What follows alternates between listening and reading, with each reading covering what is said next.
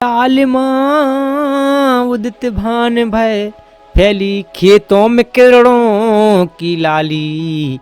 सरसों से हुआ सुरताल में नाचे चना बजा रहो हंस हंस ताली। सरसों से हुआ सुरताल में नाचे चना बजा रहो हंस हंस ताली। नमस्कार दोस्तों, मैं जनकवि शंकर पाल बुंदेली इस रचना को आगे बढ़ाते हुए इस प्रकृति की सौंदर्य को, कुदरत के सौंदर्य को, इस छटा को हम इस कविता में आप तक बखान रहे हैं। और ये तीसरा भाग है इस कविता का, तो इस तीसरे भाग की ओर आपको ले चलते हैं। किस प्रकार से उत्तरायण उदित भान, जब सूर्य उत्तरायण होते हैं और उत्तरायण होने के बाद कितने ऋतु में परिवर्तन आते हैं, कितना सौंदर्य निखार आता है।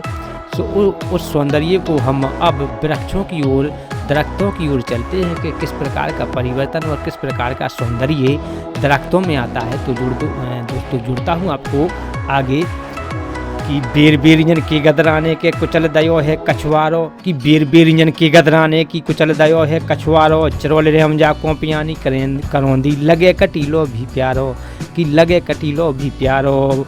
कि खेरनी में मस्ती मस्ताने औसत डबलन में भर डारो, और मारू दोना महक छुड़ रहो गेंदा ने रंग लाल पीलो धारो, कि गेंदा ने रंग लाल पीलो धारो। कि पलाश केसरिया कचनार गुलाबी, कि पलाश केसरिया कचनार गुलाबी बोराए रही आम की डाली। सरसों से हुआ सुरताल में नाचे चना बजा रहो हंसी हंसी ताली। सरसों से हुआ सुरताल में नाचे चना बजा रहो हंसी हंसी ताली। लिए लाल माँ उदित भान भय फैली खेतों में किरणों की लाली। सरसों से हुआ सुरताल में नाचे चना बजा रहो हंसी हंसी ताली। तो दोस्तों, ये बुंदेली भाषा है, आपको असहज लग रही होगी, इसलिए मैं इसको सरल किए देता हूँ। तो जैसे ही बसंत का आगमन होता है तो जो वृक्ष होते हैं, दरख्त होते हैं विशाल, उनमें भी कुछ अंतर आते हैं।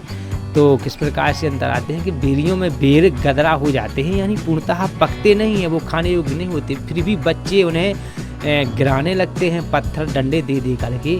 इस प्रकार से उनमें परिवर्तन ये आता है। और जो बेरियन के आजू बाजू में खेत रहते हैं, उन खेतों में सब्जियां साग लगे रहते हैं, तो उनको कुचल देते हैं बच्चे, उनमें जाके उनको रौंद देते हैं। तो कुचल दयो है कछुआरो। इसके साथ जो कटीले वृक्ष होते हैं, चरोल रेमजा करौंदी, ये कटीले वृक्ष बुंदेली धरा के कुछ पौधे हैं इनमें, तो इनमें भी बड़ा ही शोभायमान और इनका तेज अलग होता है।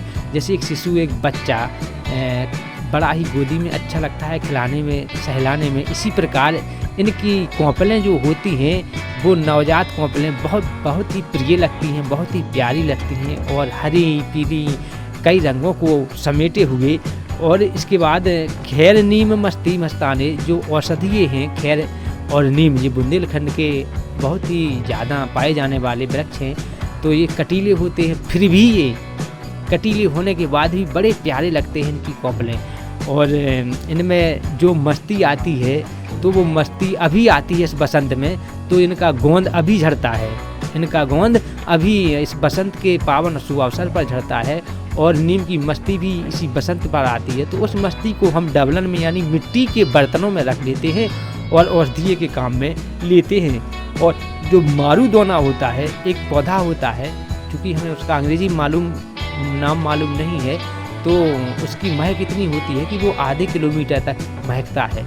और एक खासियत और होती है इसकी कि जहाँ भी ये पौधा रहता है वहाँ विषैले जीव नहीं जाते हैं, जैसे सर्प है, सरीसृप है, तो ये सब नहीं जाते उसकी महक की वजह से, तो वो भी अपनी महक छोड़ रहा है। और गेंदा जो है, तो गेंदा तो की क्या कहना, वो तो बिल्कुल एकदम अपना रंग बिखेर देता है गेंदा।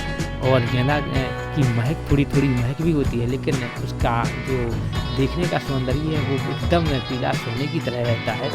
और पलाश जो होता है वो केसरिया रंग लेता है, फूल छोड़ता है। और उस पलाश के साथ कचनार गुलाबी, कचनार का साग भी खाते हैं उन पुष्पों का, तो वो गुलाबी रंग लिए होते हैं। और साथ साथ में जो आम का वृक्ष होता है उस आम की डाली पर भी बौर आने लगता है तो वो भी बौरा उठता है। तो इस प्रकार से बसंत में सभी वृक्ष अपनी अपनी खूबसूरती को बढ़ाते हैं। तो दोस्तों ये रचना पूरी हुई। इस रचना को कैसी लगी कृपया अपने भाव लाइक और कमेंट में अवश्य कीजिएगा। तब तक के लिए शुक्रिया, आभार, जय हिंद दोस्तों।